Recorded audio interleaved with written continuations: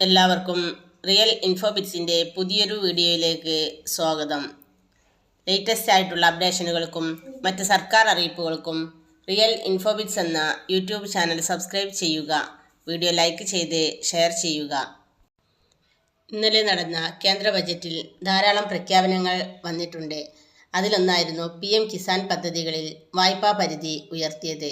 കാർഷിക മേഖലയുടെ ഉന്നമനത്തിനായി കിസാൻ ക്രെഡിറ്റ് കാർഡിൻ്റെ വായ്പാ പരിധി 3 ലക്ഷത്തിൽ നിന്നും 5 ലക്ഷമാക്കി ഉയർത്തി. കർഷകർ, മത്സ്യത്തൊഴിലാളികൾ, ക്ഷീരകർഷകർ എന്നിവർക്കാണ് കൂടുതൽ പ്രയോജനം ചെയ്യുക. ചെറുകിട സ്ഥാപന ഉടമകൾക്കും ക്രെഡിറ്റ് കാർഡ് അനുവദിക്കും. 5 ലക്ഷം രൂപ വരെ വായ്പാ പരിധിയുള്ള ക്രെഡിറ്റ് കാർഡുകളാണ് ചെറുകിട സ്ഥാപനങ്ങൾക്ക് നൽകുക.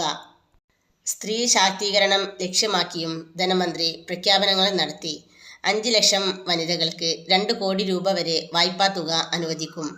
പട്ടികജാതി പട്ടികവർഗ വിഭാഗത്തിൽ നിന്നുമുള്ള സംരംഭകർക്കാണ് ഇത് പ്രയോജനം ചെയ്യുക.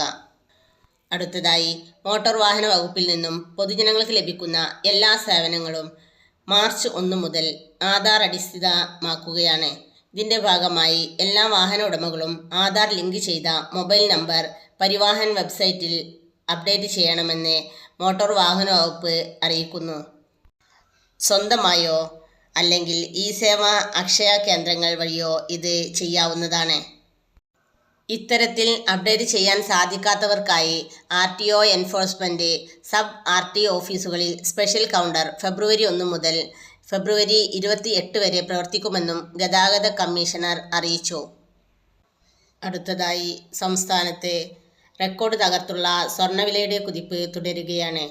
ഇന്നലെ 120 രൂപ വർദ്ധിച്ചതോടെ ഒരു പവൻ സ്വർണത്തിന് 61,960 രൂപയും ഗ്രാമിന് 7,745 രൂപയുമാണ് വില.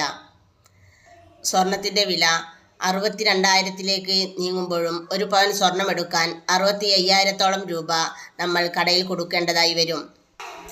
PM കിസാൻ ഗുണഭോക്താക്കൾക്ക് 19ാം ഗഡുവായ 2,000 രൂപയുടെ വിതരണം ഫെബ്രുവരി മാസം അവസാനത്തോടുകൂടി അക്കൗണ്ടിൽ എത്തിച്ചേരുമെന്നാണ് ഇപ്പോൾ അറിയുന്നത്. ഇതുപോലുള്ള ഇൻഫോർമേറ്റീവായ വിവരങ്ങൾ നിങ്ങൾക്ക് ലഭിക്കുന്നതിന് വേണ്ടി റിയൽ ഇൻഫോബിറ്റ്സ് എന്ന യൂട്യൂബ് ചാനൽ സബ്സ്ക്രൈബ് ചെയ്യുക. വീഡിയോ ലൈക്ക് ചെയ്ത് ഷെയർ ചെയ്യുക. Thank you for watching.